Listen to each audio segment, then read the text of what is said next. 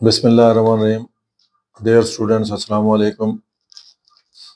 आज हम 9th class का 11th चैप्टर स्टार्ट कर रहे हैं, जिसमें लोकाई एंड कंस्ट्रक्शन के बारे में हम पढ़ेंगे। तो लोकाई असल में ये प्लूरल है लोकस का। अब इसकी डेफिनेशन ये है कि locus is a set of points that follow a given rule. तो ये हो गई लोकस की डेफिनेशन।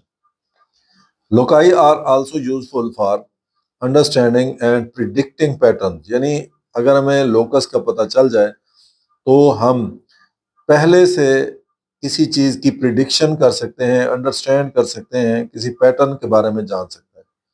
मिसाल के तौर पे consider two people walking around a room. दो बंदे एक कमरे के आसपास चल रहे हैं, एक गिर्द चक्कर लगा रहे हैं। अब हर एक ने एक दूसरे से बराबर फासला रखा हुआ है। अब जो पॉसिबल लोकेशन होंगी where each person form a specific path, कि अगर हमें पता होगा कि कौन सा बंदा किस रास्ते पर चल रहा है, तो हम जब लोकाई के बारे में पढ़ेंगे फिर हम प्रिडिक्ट कर लेंगे कि एक बंदा दूसरे के लिहाज से किस टाइम पे किस जगह पे होगा। तो इसी तरीके से हम जो है अर्थ के गिर्द जो सैटेलाइट्स जो है वो ऑर्बिट हो रहे हैं, चक्कर लगा रहे हैं, उनका पता चला सकते हैं कि किस वक्त कौन सा सैटेलाइट कौन सी पोजीशन पे होगा। इसी तरह हम जीपीएस टेक्नोलॉजी में लोकस का किरदार बड़ा अहम है, लेकिन हमारी इस बुक में हम triangle, circle, parallel lines, perpendicular bisector और एंगल बाइसेक्टर्स में हम देखेंगे कि लोकाई की क्या अहमियत है। अब है कंस्ट्रक्शन ऑफ ट्रायंगल।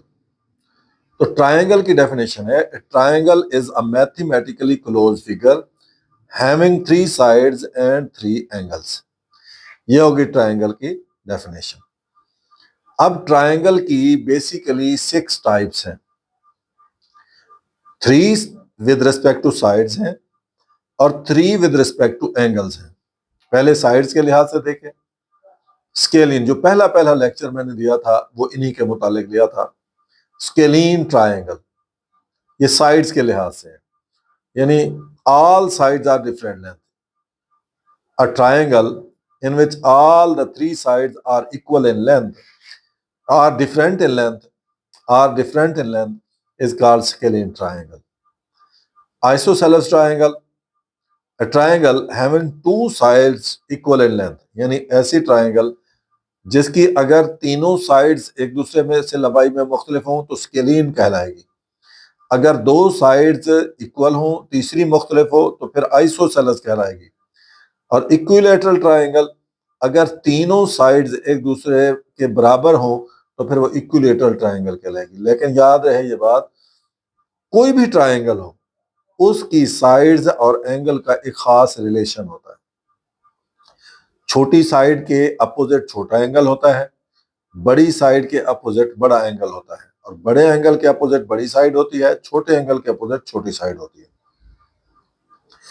और अगर 2 साइड्स इक्वल हैं तो दोनों एंगल्स भी इक्वल होने चाहिए।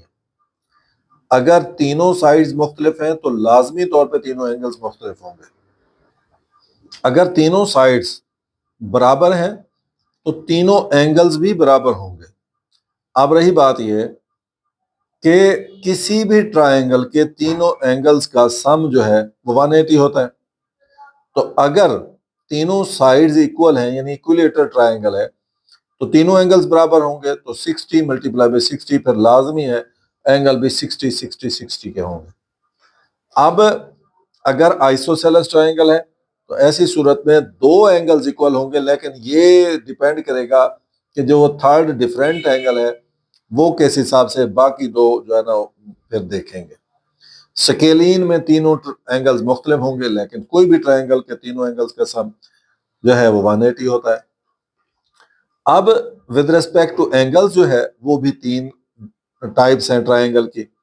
एक्यूट एंगल ट्रायंगल, तो इसमें याद रहे ये बात, एक्यूट एंगल कहते हैं लेस देन 90 के एंगल को। जो एंगल 90 से कम हो उस एंगल को हम एक्यूट एंगल कहते हैं। अब चूंकि नाम से जाहिर है एक्यूट एंगल, तो ये ऐसी ट्रायंगल होगी जिसके तीनों एंगल में से हर एक 90 से लेस होगा। So all angles are major less than 90 degree. Obtuse, obtuse कहते हैं जो ग्रेटर देन 90 हो।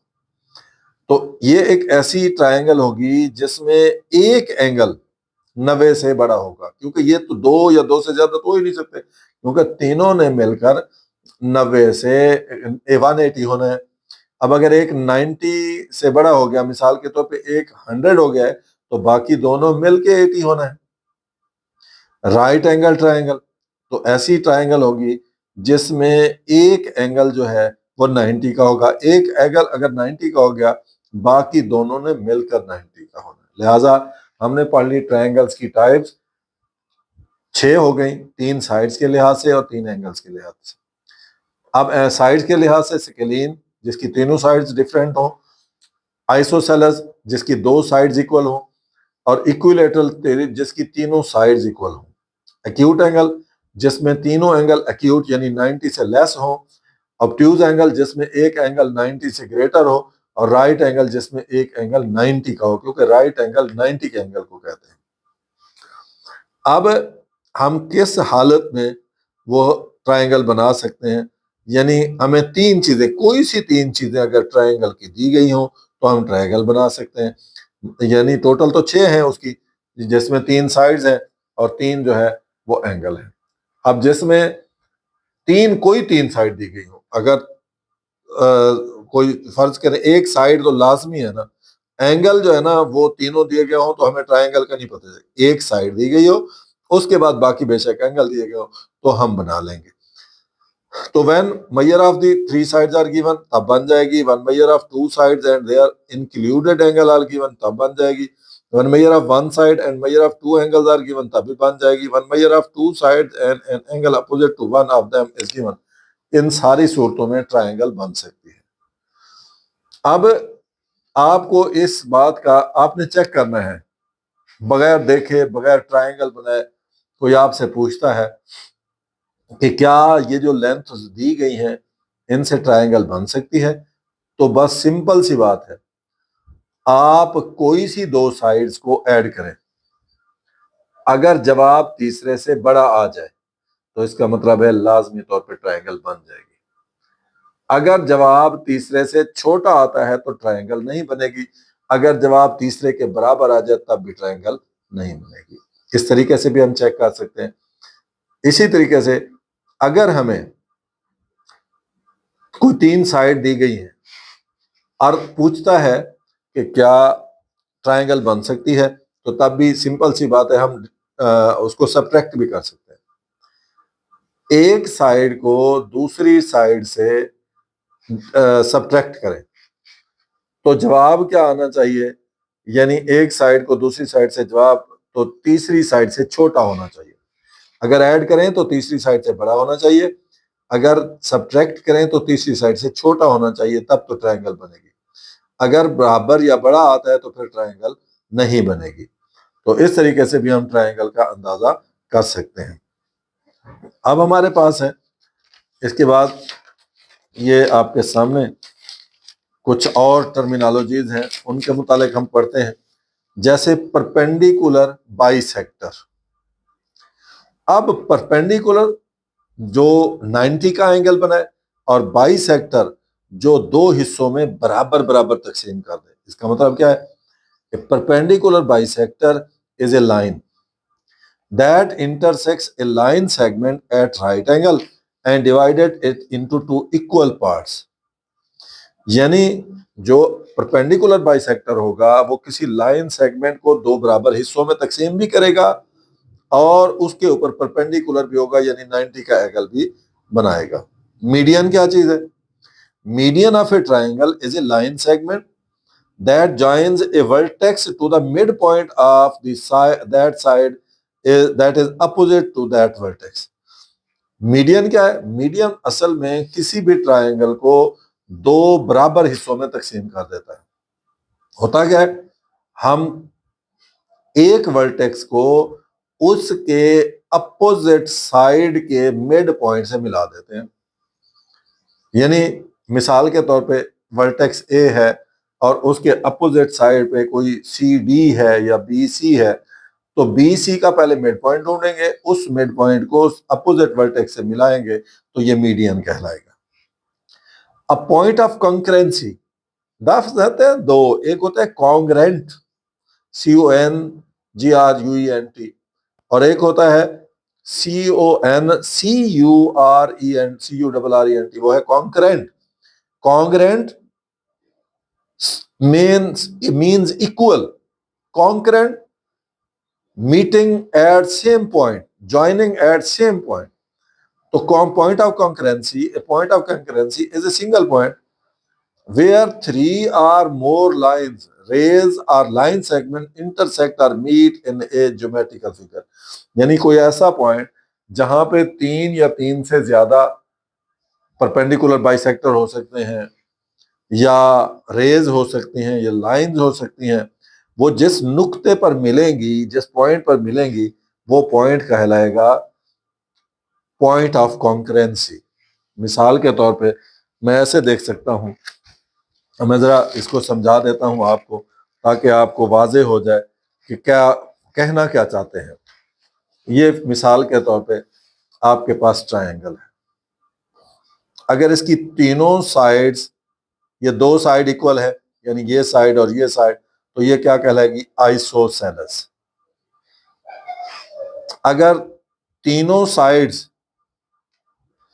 इक्वल है, ये इक्वल है, तो फिर कहलाएगी इक्विलेटरल। अगर तीनों साइड्स डिफरेंट हैं, ये हो गई, ये हो गई और ये हो गई, तो अब ये चूंकि तीनों डिफरेंट है, तो ये क्या कहलाएगी, स्केलीन। इसी तरीके से उसके बाद हमारे पास दूसरी मिसाल दी जा सकती है इसके लिए, एक्यूट एंगल ट्रायंगल। आप देखें, ये 70 का है, ये 50 का है, ये 60 का है, तीनों एंगल चूंकि लेस देन 90 है, तो ये एक्यूट एंगल कहलाएगी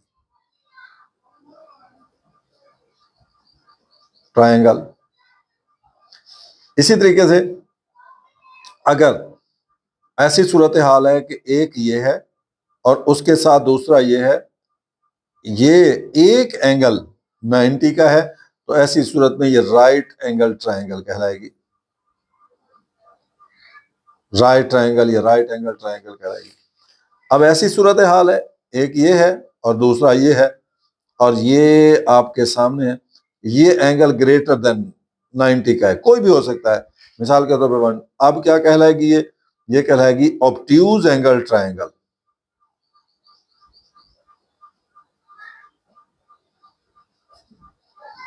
इसी तरीके से परपेंडिकुलर बाइसेक्टर, ये हमारे पास कोई ट्रायंगल है, अगर मैं इसका ये जो है ना, इसका कंपास यानी प्रकार खोलकर इधर से भी मैं निशान लगा लूं, इधर से भी, इधर से भी और इधर से भी, इनको जब मैं मिलाऊंगा, तो ये अब जहां पे ये आपस में मिलेंगे, तो ये क्या कहलाएगा, परपेंडिकुलर बाइसेक्टर। लेकिन अगर मैं क्या करता हूं, मेरे पास ये ट्रायंगल है, मिसाल के तौर पे ये, अब मैंने इसका मिड पॉइंट ढूंढा और उसको सामने वाले वर्टेक्स से मिला दिया, तो अब ये कहलाएगा मीडियन, क्योंकि इसने एक ट्रायंगल को बराबर हिस्सों में तकसीम कर दिया है। और उसके बाद जो है एंगल बाइसेक्टर क्या है, हम मिसाल के तौर पे मेरे पास कोई ये ट्रायंगल है, इसका ये एंगल है, अब हम क्या करेंगे, प्रकार को एक दफा इधर रख के आर्क लगाएंगे, एक दफा इधर रख के इस आर्क को कता करेंगे। अब जहां ये कता करेगी, तो ये हमारा ये जो बनेगा, ये एंगल बाइसेक्टर बनेगा। तो अब रही बात ये कि ये इन सेंटर क्या होता है, इन सेंटर के बारे में हम देखते हैं। तो इन सेंटर सबसे पहले, बल्कि इसका सर्कमफेरेंस देखते हैं हम। सर्कमफेरेंस क्या है, the point of circum centre क्या है, the point of concurrency of the perpendicular bisector, यानी जहां पे तीनों परपेंडिकुलर बाइसेक्टर्स मिलेंगे वो क्या कहलाएगा? Circum centre. सेंट्रॉइड क्या है? The point of concurrency of the medians. तो अगर जहां पे ट्रायंगल के तीनों मीडियंस मिलते हैं तो फिर ये कहलाएगा सेंट्रॉइड। और उसके बाद है incentre, the point of concurrency of the angle bisector. अगर जहां पे एंगल बाइसेक्टर मिलेंगे तो वो कहलाएगा जो है इन सेंटर। और आर्थो सेंटर क्या है? The point of concurrency of the altitude. Altitude के बारे में पहले पढ़ लें आप। तो आल्टीट्यूड क्या चीज है? आल्टीट्यूड ये है, मिसाल के तौर पे मेरे पास ये कोई ट्रायंगल है, मैं प्रकार यहां रखूंगा और उसको इधर बेशक यहां से यूं कता कराऊंगा। अब ये प्रकार को रखकर अपोजिट साइड को मैं प्रकार की मदद से ऐसे कता कराऊंगा। अब दोबारा यहां रखकर एक दो प्रकार का दोबारा निशान लगाऊंगा। जहां ये मिलेगा ना, ये आल्टीट्यूड होगा। और जहां ये तीनों आल्टीट्यूड मिलेंगे ये क्या कहलाएगा? ये आर्थो सेंटर कहलाएगा। ये चंद एक टर्म्स थी, टर्मिनोलॉजीज थी जो कि ट्रायंगल से मुतल्लिक थी, जो मैंने आपको पढ़ाई हैं। उम्मीद है आपको समझ आई होगी। अब हम एक्सरसाइज करते हैं।